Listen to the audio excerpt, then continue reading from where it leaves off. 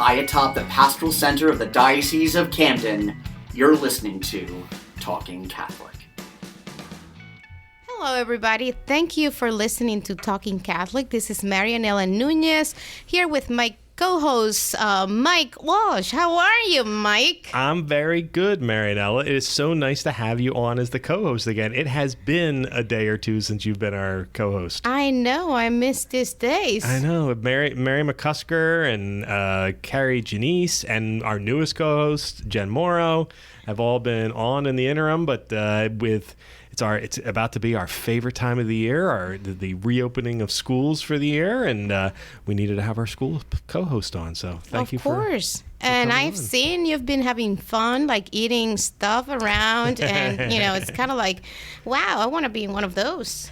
Well, we definitely have had a interesting couple of podcast episodes for anyone who missed it. The last one was a food podcast. There was a little bit of theology in it, but a lot of it had to do with a restaurant that had opened in Wildwood, and we were down there anyway for the Weddings of the Sea and the Feast of the Assumption. So Carrie thought it might be interesting. These Catholic parishioners in her parish had opened up this restaurant in Wildwood, and we were like, well, let's interview them. And we thought they were going to provide a sampling of foodstuffs, and instead it was platter after platter after platter of food. And I did not need to eat for a long time afterwards, but it was tasty stuff. It's the Doo-Wop Drive-In in Wildwood. If you haven't listened to that episode, I encourage you to. It was if you're a foodie, it was a foodie's dream.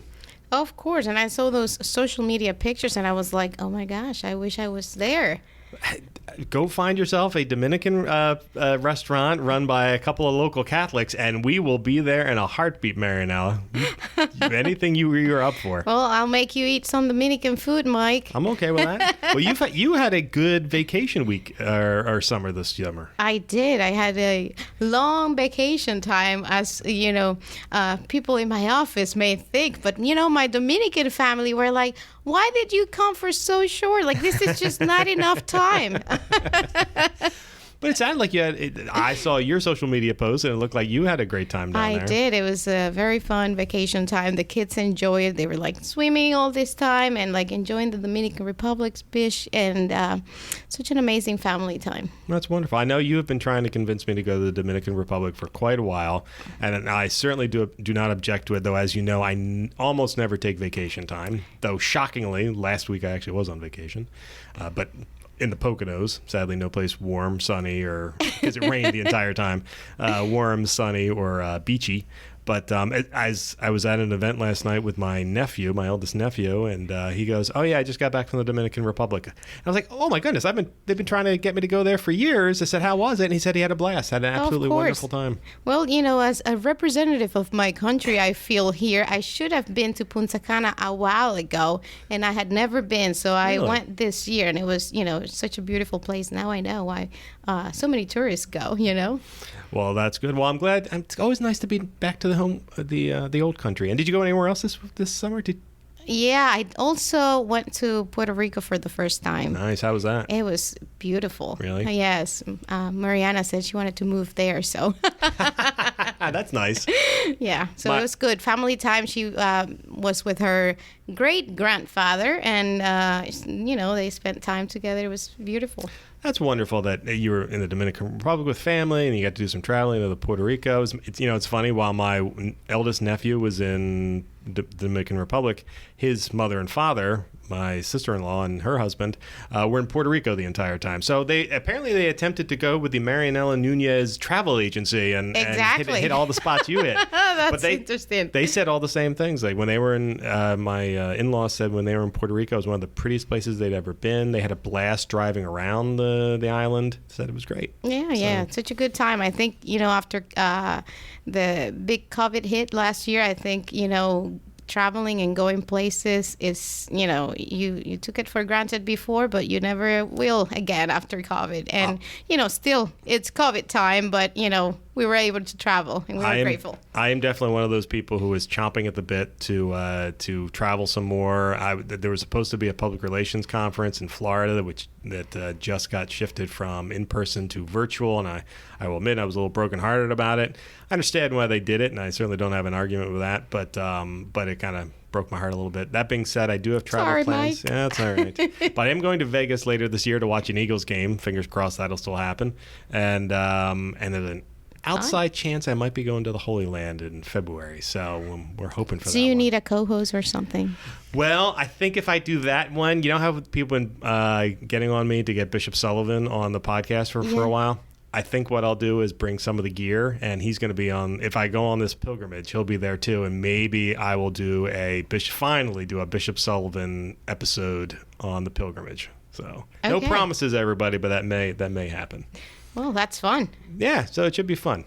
All right. But yeah, so we have those good things, but for all of our joy of summer vacation, much like the kids that are in our diocese, it's quickly coming to an end, isn't it? It is. And, I'm not really sad about it. I'm excited. Yeah, it's fun times. Yeah. Well, let's talk. You, in your role with the diocese, do what? What is your title? Well, so I am the Director of Enrollment and Outreach for South Jersey Catholic Schools in the Diocese of Camden. And the truth of the matter is, very rarely do people in your office go on vacation in August, because it is such a crazy time in August getting ready for schooling, right? Yeah. Not just in your office, in our schools as well, right? Definitely. And, it's kind of like a very busy time of the year, and we are getting ready for the new academic year. We're getting our teachers ready, our principals, and, kind of like after that, we breathe a little bit. Yeah. Usually that second week of school, I think everybody lets out once everything's open and everything taken care of, exactly. That breath of relief that it happened. Particularly coming off of last year where it was so crazy. So for today's episode, we happen to have a special guest, one of our favorite guests of the podcast, and we asked him to come back on. So, Marianela, who's with us? So we have our Secretary of Catholic Education and Superintendent of Schools, Dr. Bill Watson. Welcome. How are you? Thank you, Marianela. I'm doing great. It's great to be here, and good to hear. Good to be sort of hear you guys talk about your vacations this summer and all the wonderful things that have happened. But it is, in fact, time to go back to school. It is. Did you before we go on? Did you get a good vacation in at all this year? Yes, I was in Ocean City for the 4th of July, and had never been there for the 4th of July. It was great. One of the coolest things, and I'm sure people have done this, is to stand on the beach when the fireworks are happening, and you can sort of see all the towns up and down the coast really doing their fireworks at around the same time. It's pretty neat. That's wonderful. Wow. And I do love that. It's also great for photographic purposes, which is, I have a appreciation for. I'll put it on my bucket list. We should also say we haven't had Bill on since there's been a slight administrative reorganization to the Diocese of Camden. We got to hear Bill's newest title as Secretary of Catholic Education. So congratulations for the new responsibilities. So as the Superintendent of Schools, obviously the Office of Schools oversees Catholic schools in South Jersey. What does the Secretary of Catholic Education do in addition to that? That means that the religious education and adult formation functions are now in that part of the diocese. So in our office, and that includes the religious education programs in the parishes, as well as the catechetical certification, so the certification of teachers who teach in Catholic schools or in parish programs, their own formation to be able to do that to the best of their ability. That's good. Well, and it's a sensible move, I think, considering you guys are the chief teachers of the diocese in that regard from a Catholic education standpoint. So it makes perfect sense to bring that all under one roof. Well, the bishop is the chief teacher. Well, of course. As always. Clarify. We act on his behalf. On his behalf. But we're very fortunate. I mean, Mary Lou Hughes, who is the director of religious education, has such great relationships with the parish catechetical leaders, and she brings all that to our office. And so it's kind of being able to work, sort of within both of those areas and see all the synergies and how different, how we can sort of learn from each other and play off of each other a bit, has been really great so far. Excellent. Yeah, I think it's, very nice thing that we now have Mary Lou in our office, and we're integrating, not only our schools with the religious ed programs, we're trying to educate children in the faith, and that's the purpose of everything we do. So it's kind of like definitely makes sense that we moved in that direction, right? Yeah, and she's a great addition to your department. Yep. Now, we talked about vacations for kind of a reason this year. It's because last year, I don't know if anyone knows about this, but a pandemic hit. And schools ended up shutting down at the end of the 1920 school year. In March. And then that summer, nobody went on vacation. For one thing, because the two of you and all of the principals and a lot of other very smart people came together to figure out how to reopen schools 5 days a week. And we are now a year removed from that. We had an entire school year for the 2021 school year that was incredibly successful, considering nobody at the beginning, for all of your great planning, could have possibly have guessed what would have happened throughout the year. And yet we had great graduations at the end of the year. People came together. The schooling was fantastic. The schools were open 5 days a week. All the kids were there, masked up, cared for. We had no in-school outbreaks anywhere. It was a wonderful experience. And all I remember thinking was, when they get through that year, I really hope they took a vacation. So so congratulations for A, getting through the year, and B, taking some vacation time. Yeah, thank you. That was the summer before this last summer. And you mentioned the very first year of the pandemic in March 2020, when the world stopped, sort of, and schools stopped. Yeah. The principals, in particular, started planning, of course, before that, but they never stopped until the end of last school year. So after 2020, we sort of met, the school year ended on a Friday, and on Tuesday we were all back together meeting. Of course it was virtual, it was on Zoom, but we just hit the ground running right away, and so did they. And maybe had a day here or there, but it was both, the sort of, you couldn't spare a minute because you had to get ready for the next year, and there were a lot of unknowns, and the landscape was changing.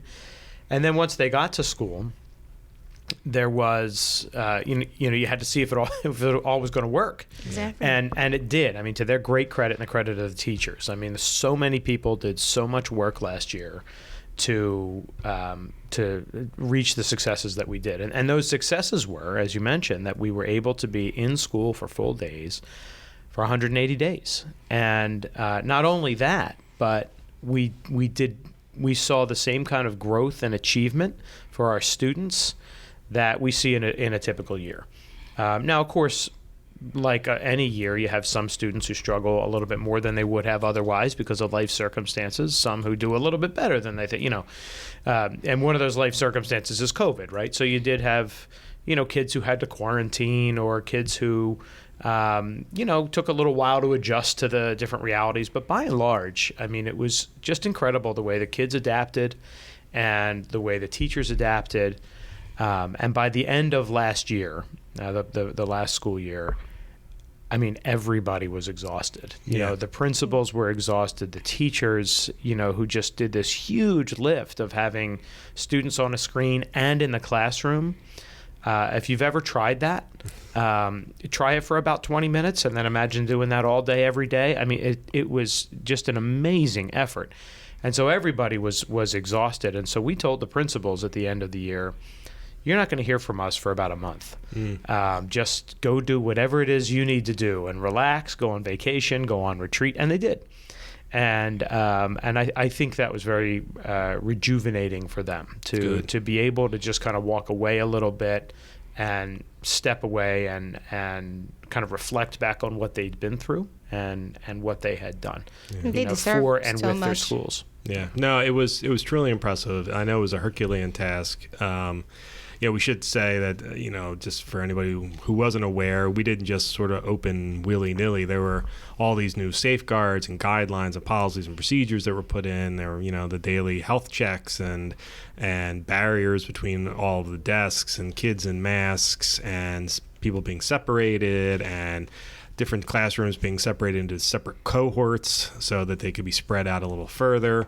So there were a lot of, it wasn't that we just opened the doors and hoped for the best last year. It was a lot of effort went into completely redesigning how the school day would run in a school, and adding to that, of course, also allowing the opportunity for people to live stream their classes. Far less of that, but it was amazing. Yeah. And so now that you've got all of that under your belt, and you did it so successfully last year, and after the first year as superintendent, which was amazing, he really graduated. Quite literally a baptism by fire. There had always been the hope that all this stuff would be behind us by now, but sadly that hope was rather fleeting. So we are entering, God willing, the tail end of the pandemic right now, but still having to sort of adjust our usual teaching style. So what do the schools have to look forward to this year for how they're going to be reopening? Yeah, so it's a good point. We ended last year on such a high note where New Jersey has and we study this every week and even more often, has what they call a regional risk matrix. And I'll spare you the details, but they look at all the COVID numbers and make recommendations for schools based on them. And there's green, yellow, red, or green, yellow, orange, and red. Mm-hmm. Guess which one is the best. Yeah, right. So we ended the school year of either at or very close to green. I think the last couple of weeks of school we were in the green, right, which meant that you didn't have to have as many restrictions. People were much relaxed. We were a little more relaxed. There were less COVID in the surrounding communities. And we really kind of, as you say, we kind of hit that spot, and we thought, well, that's what next year is going to look like. Mm-hmm. And sometime near the end of July, I think, it began to settle in that the beginning of this coming school year might look a bit more like the beginning of last year than the end. Mm-hmm. Yeah. And so, we had our principals together a couple of weeks ago for the we get them together for a meeting every year to kind of launch the year. Yeah. And one of the things that I said to them in the beginning was, it's okay to name and mourn the loss of the school year you thought you were going to have. Mm-hmm. And I think that's real for people. I hear from parents, certainly teachers, principals, everybody involved, kids. Kids don't contact my office, but I have, kids who are in Catholic school and their friends. And everybody kind of thought it was going to continue just the way it did in June. And now, here we are. So I think you kind of have to give yourself a little bit of space to get used to that and say, all right, well, we're called now to step up again, and we can do this. And what a great feeling it is to know that not only can we do this, but we have done this. We've had a year like this. Yeah. We're not starting from scratch. We sort of know. We know what to do. we know we know what to do, and that's just so important. Yeah. So this year will look, the beginning of the year will look a lot like the beginning of last year did. So students and teachers will be wearing masks, and they'll be spread apart in the classroom. And that we'll have the windows open, even when it's cold, to get the ventilation. We'll have all of the changes that we made last year to the schools to increase the ventilation and the fresh air and the sort of traffic patterns, so to speak. Some schools are using multiple doors for entry and exit to kind of keep people spread out. All those things are just kind of kicked back into action. And that's a very hopeful thing, I think, because we know that we can do it. And last year there were a lot of unknown unknowns. Yeah. This year we have some known unknowns. Probably still a few things out there that we can't predict, but it's really nice to know that we have things in place that we just kind of have to activate. Yeah. Well, I'll have to say, the stress level on principals this year is much less in terms of, preparing for this year, because we did it last year, and now they know how to do it under the worst situation, of COVID. So if they need to water it down, they can, but if they need to take the most extreme precautions, they also can do that and feel comfortable doing it. So I think we are in a good spot this year in terms of what we've done and what we're going to do for the following year. And, as a parent too for a Catholic school, I mourn the year I thought we were going to have as, a family at one of our schools. But, the most important thing is to have our students safe and learning in school. And that's what we want as, the school's office, and also as parents that we are. We just want to have our kids learning and safe. And that's what, we're trying to do. Yeah, we should say that everybody at this table right now is a parent of a Catholic school kid in the Catholic schools here in the diocese, and very excited about that. And we all sort of lived through it. I actually I was in my son's town the other day with him, picking him up from baseball practice, and he was like, "Hey, Dad, can we?" They had started a little farm on the campus of their school at the end of the year, and he goes, "Hey, Dad, can you drive me up to the fruits and vegetables section so I can go take a look and see how everything's growing?" I'm like, "Yeah, sure, no problem." So I drive him up there, and I go to the park, and I sit there for a second. I go, "This is the first time I've been in this parking lot in 18 months. I didn't realize it had been that long, but the place looked great." so apparently it's doing well. But yeah, so I kind of thought the same way everyone else, that we would sort of be in this new era, maybe a few lingering things from the past. But honestly, it actually gives me a great deal of comfort knowing that we've already been through this once before, and we can do it again. And unlike, truthfully, unlike a lot of the public schools that are opening this year, we figured out how to do it. And one of the keys of that was discipline, which has always been sort of a hallmark of Catholic schools. Now, depending on what era you grew up, discipline might mean something different to you in terms of your Catholic school past. But in the way we determine it, it's knowing what you have to do and what needs to be done for the goal in mind. And I think that's one of those things that's inherent to Catholic schools, is that sense of discipline. Yeah, I mean, it absolutely is. And that's, that kind of different aspects of the word discipline, right? So, yes, Catholic schools are known for their tradition of putting structures in place that help kids to focus and having high expectations. I mean, we do that. We do that academically. We do that in terms of behavior. And so last year, and this year will be no different, you put those expectations high. This is what we have to do to protect each other. This is what we have to do to make sure that everybody, number one, can remain healthy, but number two, can be in school. Because what you don't want is for kids to be sick, of course, and have to stay home, because this isn't like a regular sickness where you stay home for 2 or 3 days, you come back. I mean, there are rules about how long you have to be out of school. Or you don't want kids to be out for sometimes even longer than that because they were a contact of somebody else and they might get sick. So you do these things so that kids can stay in school, and that's a really, really important part of it. And part of that discipline, and the kids want to stay in school. They don't want to be home. Mm-hmm. Which was kind of a really interesting phenomenon to arise last year, particularly among high schools.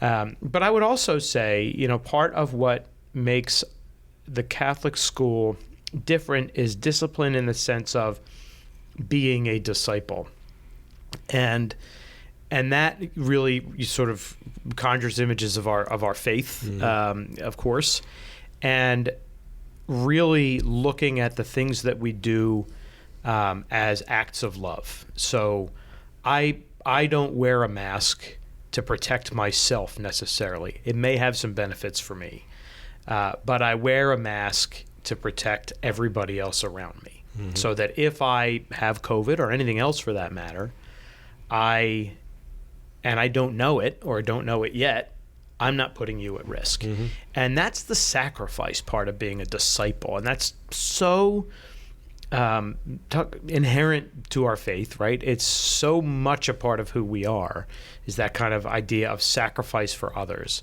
acts of love, do unto others as you would have done to you. Love your neighbor as yourself. It's also natural. So these aren't just a list of public health rules that we're following, A, because we have to, or B, because it'll help keep people healthy. Obviously those things are true, but they are things that we do, and we look at them in the framework of everything else that we do, which is to be disciples, which includes making sacrifices for the good of others. And that's something that we can say out loud, and that's something that we do say out loud. And it isn't that people in other circumstances don't do these things for noble reasons, but they just can't do them out loud as a community, so to speak. And that's really what I think, one of the great things about Catholic schools, particularly in a time of crisis like this, where you have to come together, and that's kind of what makes us able to do it. Yeah, that's great. Are there any protocols that you feel like this year, because we now know how COVID works a little bit more, that are not going to be part of the expectations for this year that parents may like to hear about? Yeah, so one that was that I think everybody's really happy about is we're not requiring the desk shields. And for those who they're also called, and I don't like this name, they're also called sneeze guards. But that's actually, the graphic name is maybe sort of describes what they do a little better. So they were, for those who don't know, they were like 3-sided plexiglass or other see-through material shields that sat on the top of a desk, and we wore those used those in most but not all schools last year. So those were in place for reasons that you can imagine. They sort of block, if you're most literally, if you sneeze, it would block. But you're also wearing a mask. So one of the things we saw last year was there wasn't a difference in the spread of COVID in schools that used sneeze guards and schools that didn't. It was 0 in both places. So that, along with the recommendation of the Centers for Disease Control, which we look at very closely, which I guess found the same conclusions on a bigger scale, but it sort of matched our own reality. So we won't be using desk shields, or we won't be requiring them. And that, believe it or not, is a really big deal, because it again, imagine, kind of put yourself in the last row, say, of a classroom, looking through your desk shield, and it's one layer, and maybe it's a couple months into the school year and it's gotten a little scratched or dirty. It's been wiped down a bunch of times, so there's streaks. But then in order to see the board, imagine you're maybe a second or third grader, right? So you can't see over the thing, and you're sort of, it's lower, it's at eye level, right? And you're kind of like looking through it at all angles. But now you're looking through 3 or 4 of those, and you're really struggling to see the board or your teacher or who's talking in the classroom. And then you look to your left, to your right diagonal, and there's all these sort of like things blocking your view.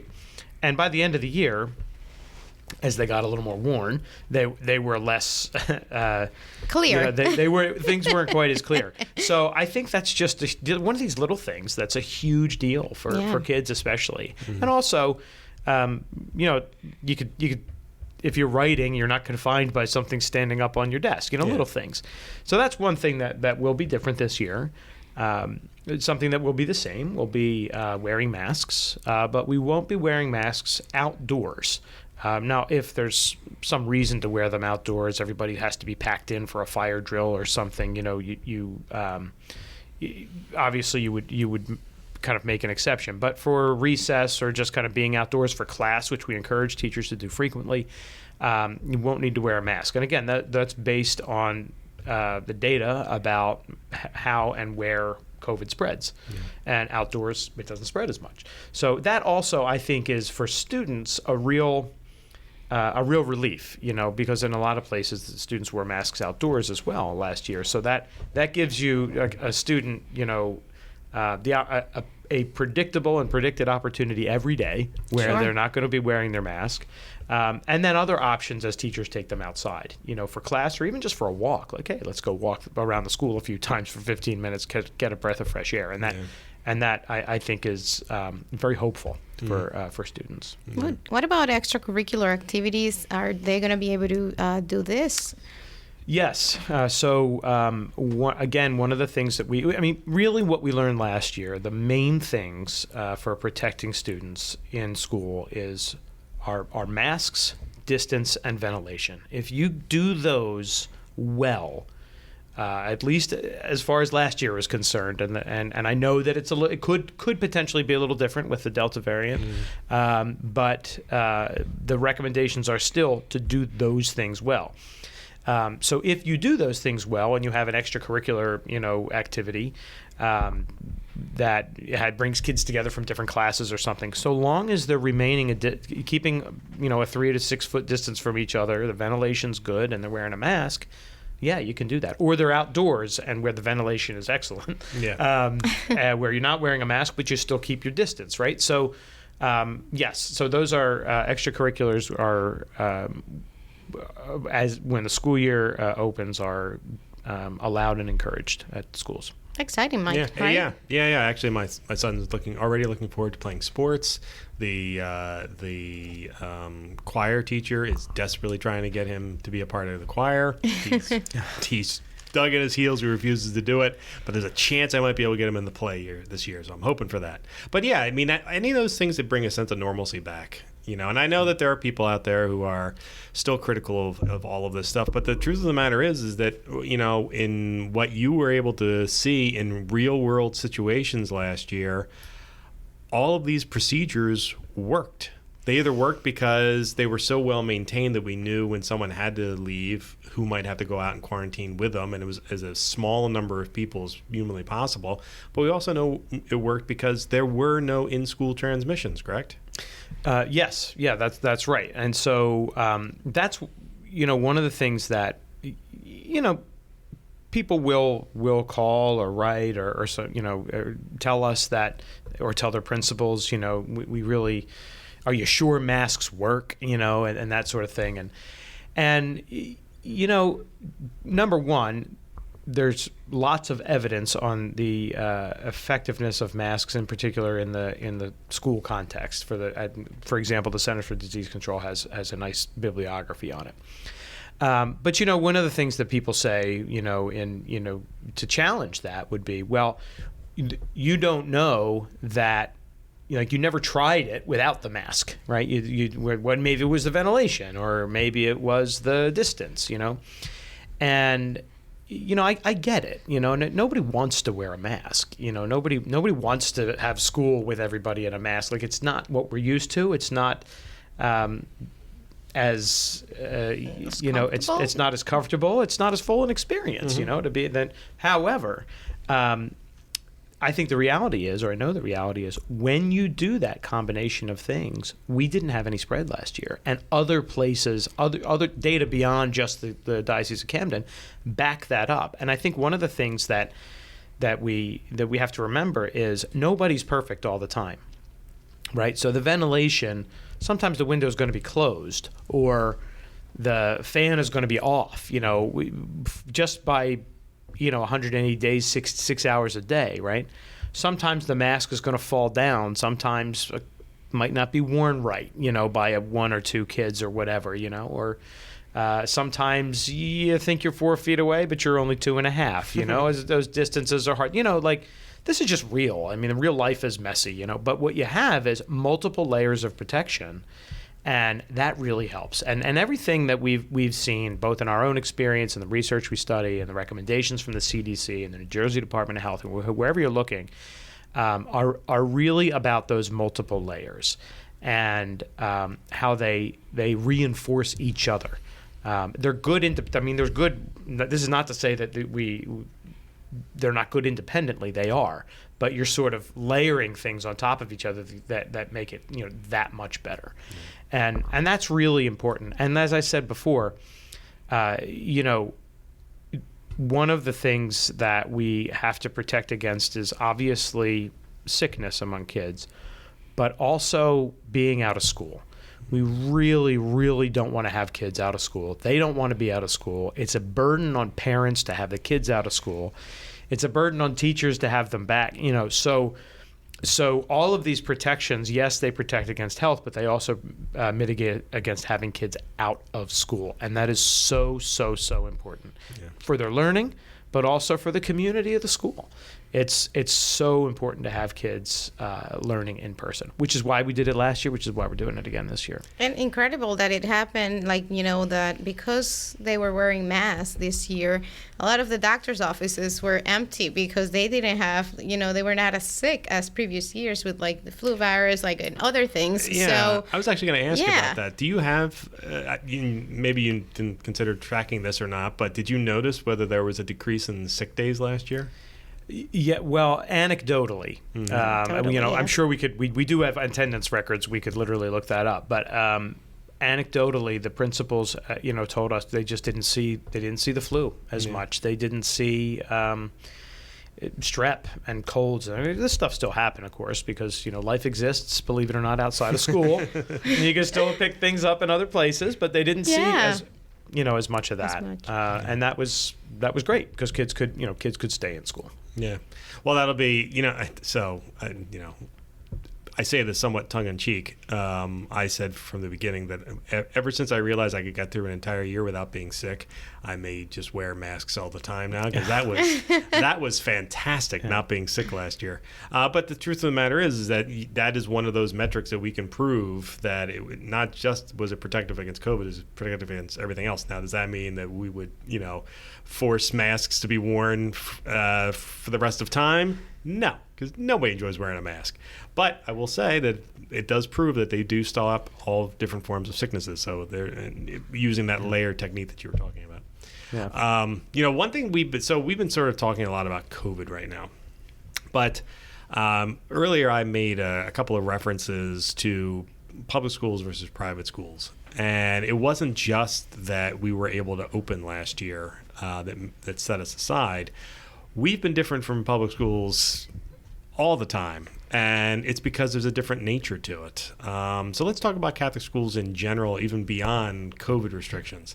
When Marianela, you're the director of enrollment, when you are pitching our schools to people for other schools or helping our schools to learn how to pitch their schools to public school parents and stuff like that, or new parents, what are the things that we need to focus on that sets Catholic schools apart from public schools?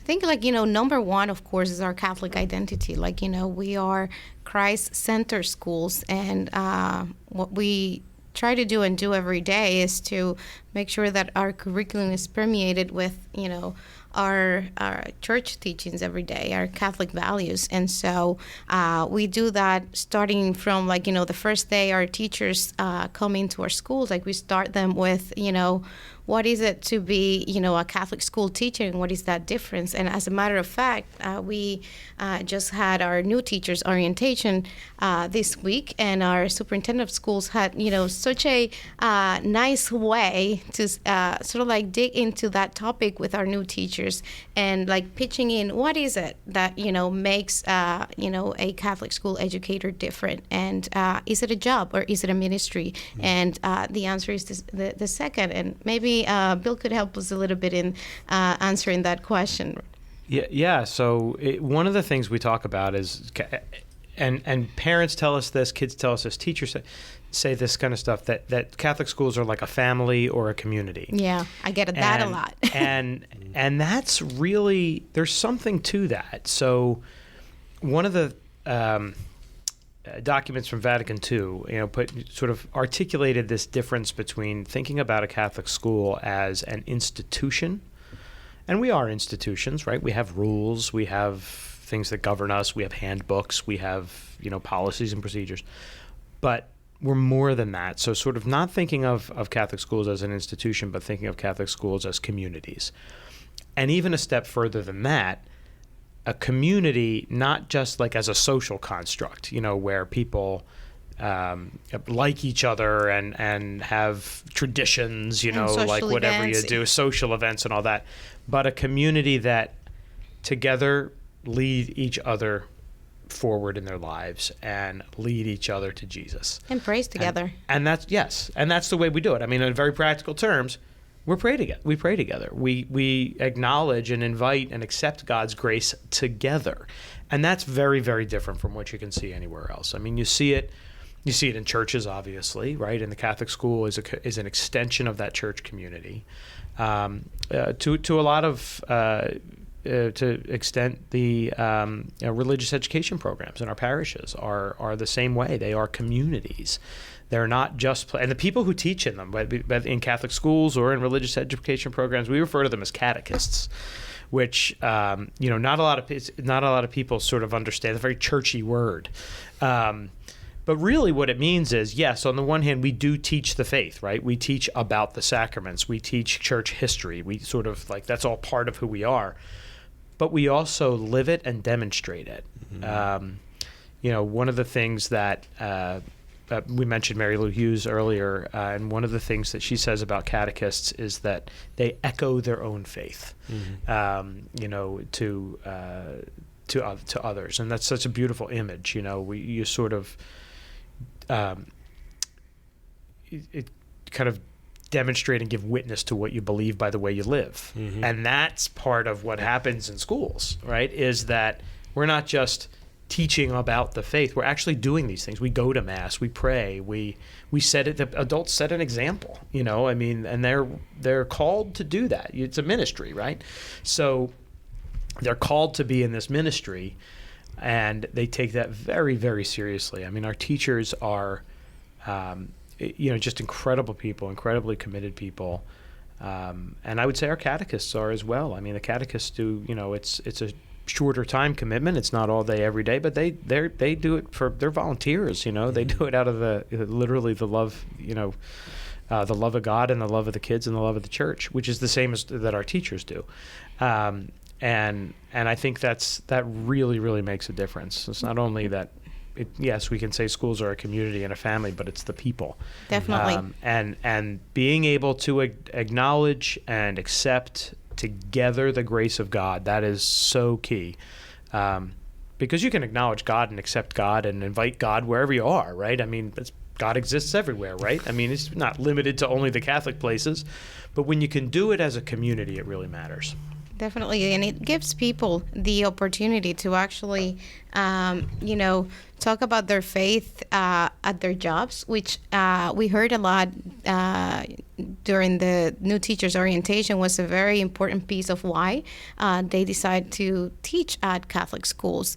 And so you asked me earlier, what is it that I tell people when we're teaching Catholic schools? And I think, we're not perfect, but we strive for perfection because Jesus and God is perfect. So that's one of the things that we try to instill in our teachers and our students. And we want to strive for perfection in terms of academic excellence. And that's what we want to do with our curriculum and what we teach our students. And maybe we're not at the perfection level, but we try to get there because we want to be like Jesus. That's a great way of putting it, actually. Yeah. It helps to know that God is a merciful God, though, so that when we don't quite get there, and we can't get out of our own way, we're going to have another shot. That is very true. But it's we've said a couple of times. I have noticed that things have gotten back to normal again because some of the goofy things that happen throughout the school year at many of our schools have started to pop up a little bit more often. Things that we have to deal with from time to time. I would lovingly refer to as the knucklehead stuff, and I find that to be actually I now take some comfort into that our young people are doing dumb things from time to time that require us to give a hand and point them in the right direction. So I think that's a sign of normalcy. And quite frankly, that's the point of an education system, is to take people who are currently unwise because of their youth and bring them to wisdom. And that's something that we can do in Catholic schools from a very holistic approach that other schools can't, I would say. Yeah, that we also, this is one of the other things we talk to the new teachers about is, through all of the approaches that we take and our focus on leading them to Jesus and setting that example, we help them manage the complexity of the world and give them a foundation. And the world just keeps getting more and more complex, messier and messier. I mean,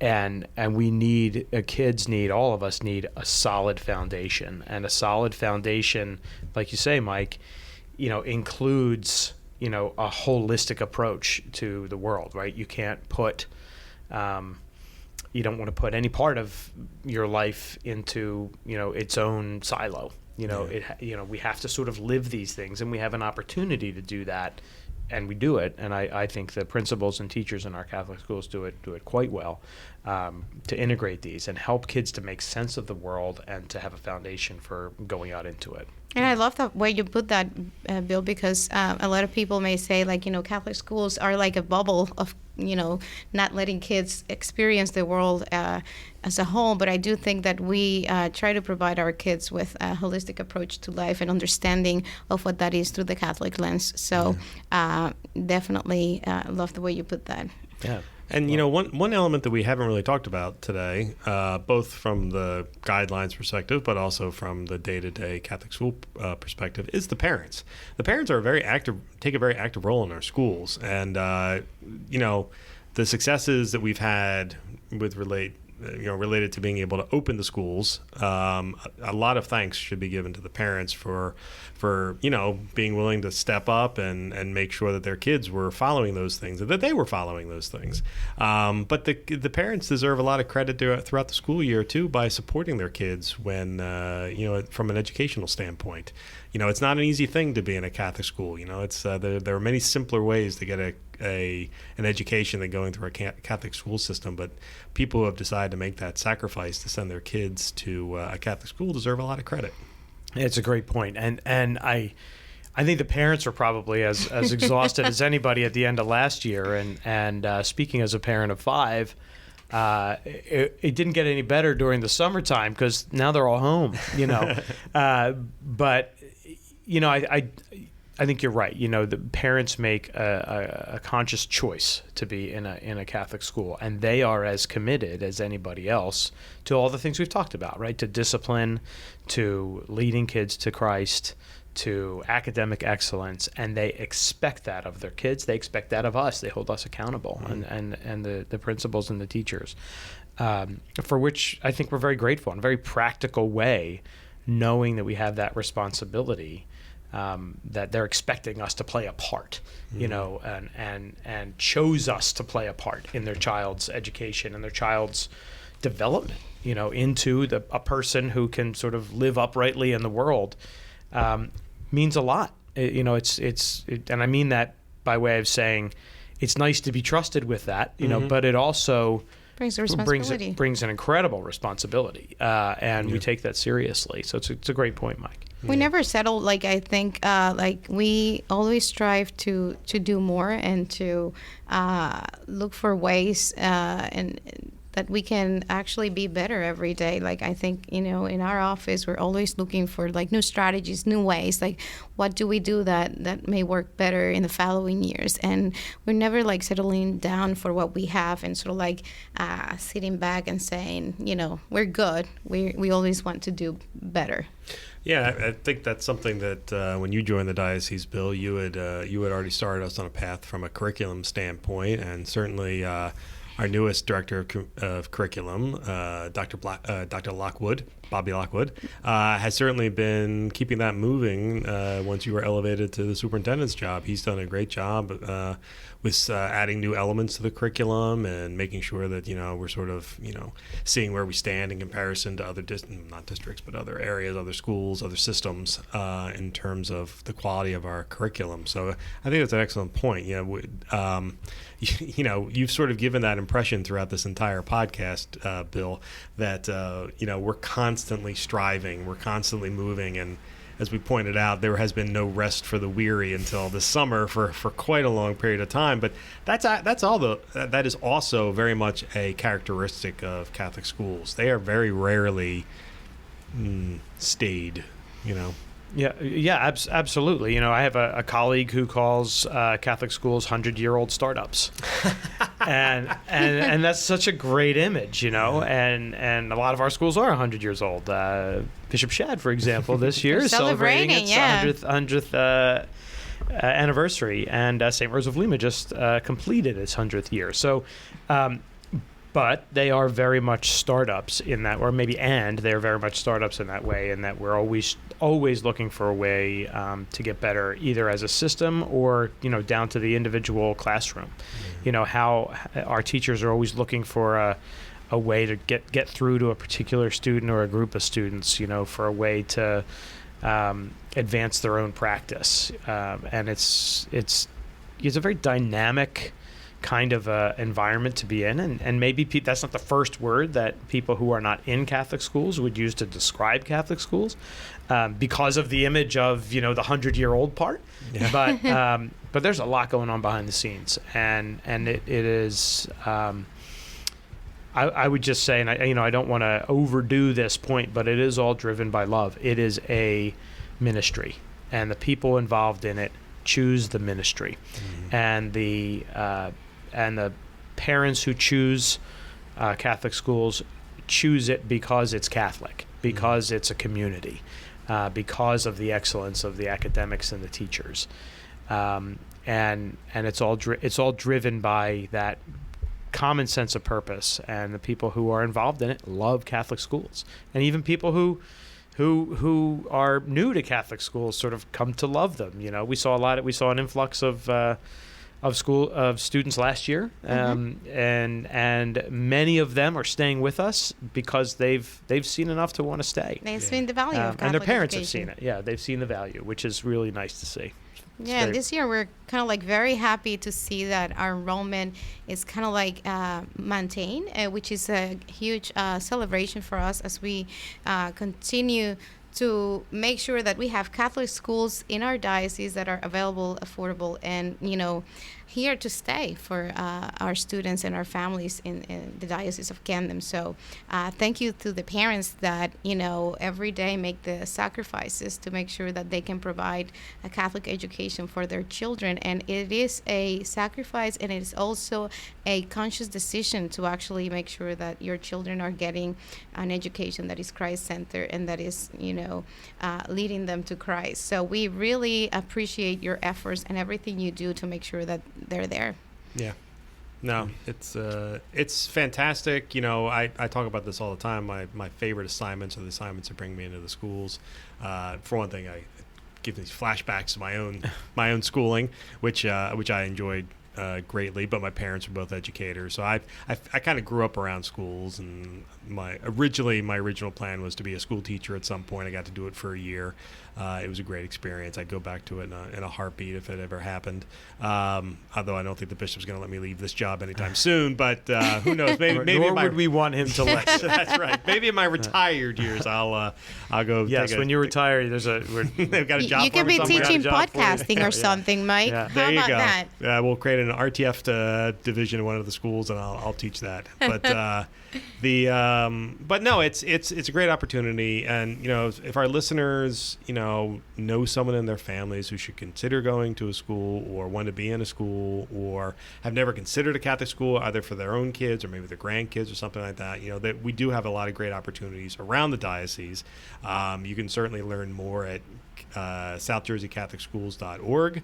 It's a great website that will tell you where all of our schools are. Marianela, how many schools do we have in the diocese? So we have 22 schools plus the 4 partnership schools that are in Camden and in Pennsauken, and our 5 high schools. So plenty of opportunities around the diocese to find a school near you. All of our schools, if they're not near you, we have a lot of busing opportunities to get you to that school. They are wonderful places run by wonderful people. It's get to meet them, and there's still time if you are still thinking about it. We have some spots available in some of our schools, and people are willing to tour you and bring you in and help you facilitate all the enrollment process. So don't think anymore and come join our wonderful school system. We really love it here. Yeah, for whatever this podcast has done, we've only scratched the surface of what you would actually see at one of our schools. They are wonderful institutions. They are, and the people there are the things that really make the difference. Yeah, So. and just, if you are already enrolled at another school, just know that we have open enrollment all year long. So if you change your mind, we're also there.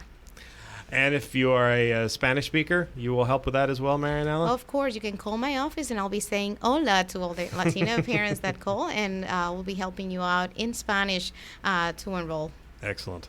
Well, to both of you, Bill, and to Marianela, thank you very much for being on the podcast today. Thank you, Marianela, for being my co-host. And to our listeners, thank you very much for checking in with us. And we'll be back with another episode next week. Talk to you later.